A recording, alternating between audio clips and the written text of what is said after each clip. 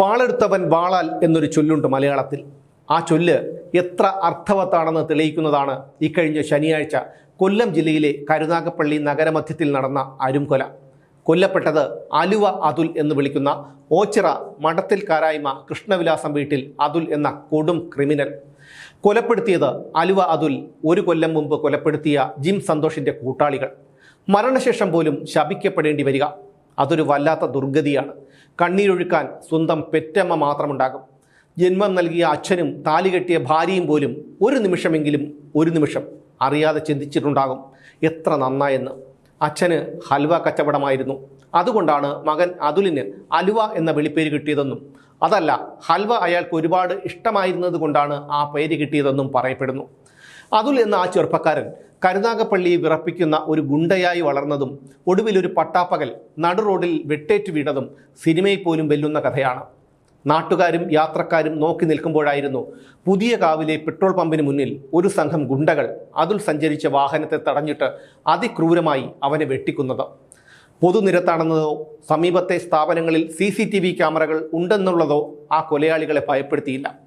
അതുലിൻ്റെ വാഹനത്തിൽ ഹരിയാന രജിസ്ട്രേഷനിലുള്ള ഒരു Innova car കൊണ്ടിടിച്ചു. നിയന്ത്രണം വിട്ട അതുലിൻ്റെ സ്വിഫ്റ്റ് കാർ നിർമ്മാണം നടന്നുകൊണ്ടിരിക്കുന്ന ദേശീയപാതയിലെ കുഴിയിലേക്ക് മറിഞ്ഞപ്പോഴാണ് ഇന്നോവയിൽ നിന്ന് മിന്നൽ വേഗത്തിൽ ചാടിയിറങ്ങിയ 4 അംഗ സംഘം കാർ വെട്ടിത്തകർത്ത് അതുലിനെ തീർത്തത്. അവനോടൊപ്പമുണ്ടായിരുന്ന ജിം സന്തോഷ് കൊലക്കേസിലെ മറ്റൊരു പ്രതിയായ മനുവിന് കൈപ്പത്തിക്ക് വെട്ടേറ്റു. ജിം സന്തോഷ് കൊലക്കേസിൽ ജാമ്യത്തിലിറങ്ങിയ അതുൽ ജാമ്യ വ്യവസ്ഥയനുസരിച്ച് ഒപ്പിടാനായി കരുനാഗപ്പള്ളി പോലീസ് സ്റ്റേഷനിലേക്ക് പോയി മടങ്ങി വരുമ്പോഴായിരുന്നു അരുംകൊല അരങ്ങേറിയത്. മാസങ്ങൾ നീണ്ട ആസൂത്രണത്തിലൊടുവിലാണ് കൊലയാളികൾ കൃത്യം നടപ്പിലാക്കിയത്. കൊല്ലത്തെ 2 പ്രധാന ഗുണ്ടാ സംഘങ്ങളാണ് കൊല്ലപ്പെട്ട ജിം സന്തോഷിൻ്റെ നേതൃത്വത്തിലുള്ള കരുനാഗപ്പള്ളി ടീമും ഓച്ചിറ കേന്ദ്രീകരിച്ചുള്ള ചങ്ങൻകുളങ്കര വിനോദിൻ്റെ സംഘവും.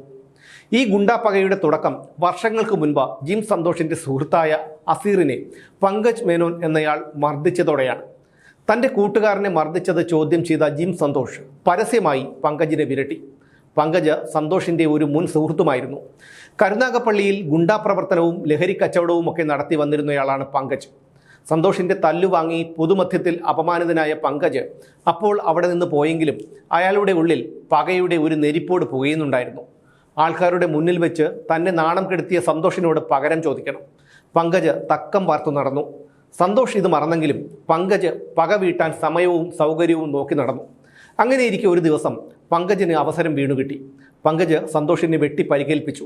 പരിക്കേറ്റെങ്കിലും സന്തോഷ് മരണത്തിൽ നിന്ന് രക്ഷപ്പെട്ടു. പിന്നീടുള്ള പങ്കജിൻ്റെ ജീവിതം ഭീഷണിയുടെ മുനയിലായി. പുറത്തിറങ്ങാൻ വയ്യാത്ത അവസ്ഥ, സമാധാനമായി വീട്ടിൽ കിടന്നുറങ്ങാൻ പറ്റാത്ത അവസ്ഥ. ഇതിൽ നിന്ന് രക്ഷപ്പെട്ടേ മതിയാകൂ. ഇരുവിഭാഗത്തിൻ്റെയും ആൾക്കാർ സോഷ്യൽ മീഡിയയിൽ കൊലവിളി നടത്തി. അങ്ങനെ ജിം സന്തോഷിനെ വകവരുത്താൻ പങ്കജ് അതുലിന് കൊട്ടേഷൻ നൽകി.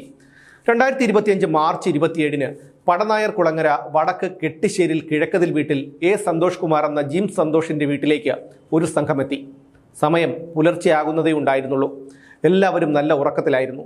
വടിവാളും കമ്പിപ്പാരയും അടക്കമുള്ള മാരകായുധങ്ങളുമായി കാറിലെത്തിയ സംഘം ആദ്യം സന്തോഷിൻ്റെ അമ്മ ഓമന കിടന്നിരുന്ന മുറിയുടെ വാതിൽ വെട്ടിപ്പൊളിച്ചു. അകത്തു കയറിയപ്പോൾ ആ മുറിയിൽ സന്തോഷ് ഇല്ലായിരുന്നു. അതോടെ തൊട്ടടുത്ത മുറിയുടെ വാതിൽ തകർത്ത സംഘം അതിനകത്തേക്ക് കയറി. അവിടെ കിടന്നുറങ്ങുകയായിരുന്ന സന്തോഷിനെ അതിക്രൂരമായി തലങ്ങും വിലങ്ങും വെട്ടി. സന്തോഷിൻ്റെ അമ്മ ഓമനയുടെ മുന്നിൽ വെച്ചായിരുന്നു ഈ കൊടും ക്രൂരത. സന്തോഷിൻ്റെ ഭാര്യ രമ്യയും മക്കളായ ഭഗത്തും വൈകയും തഴവയിലുള്ള വീട്ടിലായിരുന്നു. അതുകൊണ്ട് തന്നെ ആ സ്ത്രീക്കും കുഞ്ഞുങ്ങൾക്കും ആ കൊടും ക്രൂരത കാണേണ്ടി വന്നില്ല. സന്തോഷിനെ ആക്രമിച്ചിട്ട് വരുന്ന വഴി മറ്റു 2 പേരെയും അതുലും സംഘവും വെട്ടിപ്പരിക്കേൽപ്പിച്ചു. മുറിയിലേക്ക് കയറുമ്പോൾ തന്നെ അക്രമികൾ സ്ഫോടക വസ്തുക്കൾ എറിഞ്ഞ് ഭീകരാന്തരീക്ഷം സൃഷ്ടിച്ചു. ബഹളം കേട്ട് അയൽക്കാരും അങ്ങോട്ടേക്ക് വരാതിരിക്കാനായിരുന്നു അത്. തലങ്ങും വിലങ്ങും വെട്ടേറ്റ സന്തോഷ് മരിച്ചു എന്ന് കരുതിയ സംഘം തിരിച്ചുപോയി. പക്ഷേ സന്തോഷ് മരിച്ചിട്ടില്ലായിരുന്നു. അയാൾ തന്നെ ആംബുലൻസ് വിളിച്ചു വരുത്തി.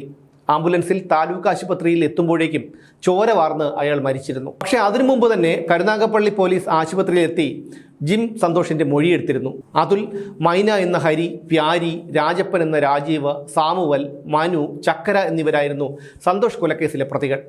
ആക്രമണത്തിനു ശേഷം ഒളിവിൽ പോയ അതുലിനെ 20 ദിവസം കഴിഞ്ഞപ്പോഴേക്കും പോലീസ് തമിഴ്നാട്ടിലെ തിരുവള്ളൂരിൽ നിന്ന് പിടികൂടി.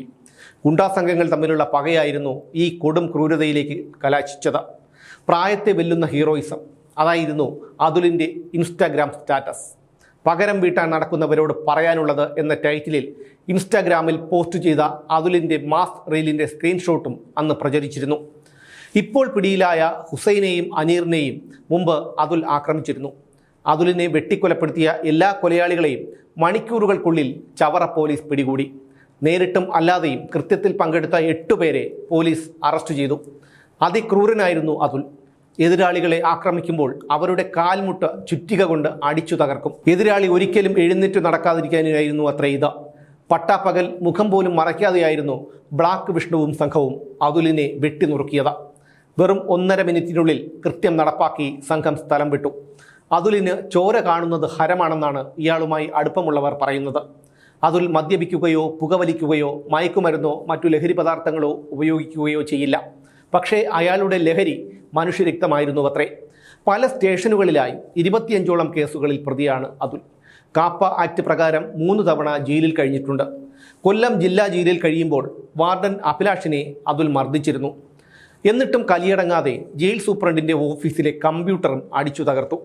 കരുനാഗപ്പള്ളി കോടതിയിൽ അതുൽ റീൽസ് ചിത്രീകരിച്ചത് വിവാദമായി. കാറിനുള്ളിലിട്ട് ഗുണ്ടകൾ വെട്ടിക്കൊല്ലുമ്പോൾ കൊല്ലരുത്, നമുക്കെല്ലാം പറഞ്ഞു തീർക്കാം എന്നായിരുന്നു ആ ക്രൂരൻ്റെ ദയനീയമായ കരച്ചിൽ. അതുലിൻ്റെ കൊലപാതകത്തിൽ നേരിട്ട് പങ്കെടുത്തത് 6 പേരായിരുന്നു. വീരപ്പൻ എന്ന അനീർ, ശങ്കരാടി എന്ന ഷംനാഥ്, ബ്ലാക്ക് വിഷ്ണു, ഹുസൈൻ, തോമ എന്ന മുഹമ്മദ് ആഷിഖ്, മണ്ണെണ്ണ നൗഫൽ. ഇവരുടെ സഹായികളായ അലി ഉമ്മർ, ഷിനു പീറ്റർ, ആദിൽ മുഹമ്മദ്, കഷണ്ടി ഫൈസൽ എന്ന മുഹമ്മദ് ഫൈസൽ ഖാൻ, ഇവരെയും പോലീസ് പിടികൂടി. ഇക്കൂട്ടത്തിൽ ഏറ്റവും അപകടകാരി 29 വയസ്സ് മാത്രം പ്രായമുള്ള ബ്ലാക്ക് വിഷ്ണു എന്ന വിഷ്ണു.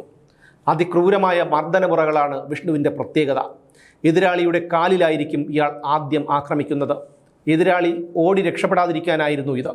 കരടിയും തൻ്റെ എതിരാളിയെ ഇത്തരത്തിലാണ് ആക്രമിക്കുന്നത്. അതുകൊണ്ടാണത്രേ വിഷ്ണുവിനും ആ പേര് കിട്ടിയത്, ബ്ലാക്ക്. വടിവാള് കൊണ്ട് എല്ല് മുറിയുന്ന രീതിയിലായിരിക്കും വെട്ടുന്നത്. ഏറെ നാളുകൾക്ക് ശേഷം പട്ടാപ്പകൽ നടത്തിയ ഈ കൊല കേരളത്തെ ആകെ നടുക്കിയിരിക്കുകയാണ്. ക്രമസമാധാനം വർഷങ്ങളായി തകർന്നടിഞ്ഞിരിക്കുകയാണ് കേരളത്തിൽ. വീട്ടിൽ കയറി യുവാവിൻ്റെ കാൽ വെട്ടിയെടുത്ത് തോളിൽ വെച്ചുകൊണ്ട് ആഹ്ലാദ നൃത്തം ചെയ്തതും വീട്ടിൽ നിന്ന് വിളിച്ചിറക്കിയ കൗമാരക്കാരനെ അച്ഛനമ്മമാരുടെ മുന്നിലിട്ട് അതിക്രൂരമായി വെട്ടിക്കൊന്നതുമൊക്കെ നമ്മൾ കണ്ടതാണ്. അതുലിൻ്റെ മരണത്തിൽ സന്തോഷിക്കുന്നവരാണ് കൂടുതലും. കാരണം നാളെ അവൻ്റെ കത്തിമുന നീളുന്നത് നമ്മുടെ ആരുടെയെങ്കിലും നേർക്കായിരിക്കാം. ഒരുപക്ഷെ അവൻ്റെ ഭാര്യയും പറക്കമുറ്റാത്ത മകനും പോലും ആശ്വസിക്കുന്നുണ്ടാകണം. ഇവിടെ വേണ്ടത് യോഗയുടെ രീതിയാണ്. സമൂഹത്തിന് ഭീഷണിയായ ഇത്തരം കൊടും ക്രിമിനലുകളെ പോലീസ് തന്നെ വകവരുത്തണം. കാരണം ഗുണ്ടകൾക്കിപ്പോൾ ഹീറോ പരിവേഷമാണ് കേരളത്തിൽ. 15,000 രൂപയും കരമുടുക്കിയ 2 രസീതുകളും ഉണ്ടെങ്കിൽ 2 ആഴ്ചത്തെ റിമാൻഡ് കഴിഞ്ഞ് പുറത്തിറങ്ങി വിലസാമെന്ന അഹങ്കാരമാണ് ഇവർക്ക്. ആ തോന്നൽ ഇല്ലാതാകണം. UP-യിലെ കൊടും ക്രിമിനലും പിന്നീട് MP-യുമായ ആതിഖ് അഹമ്മദിനെ എൻകൗണ്ടറിലൂടെ തീർത്തതുപോലെ ഇതുപോലെയുള്ള സാമൂഹ്യ വിപത്തുകളെയും തീർക്കണം.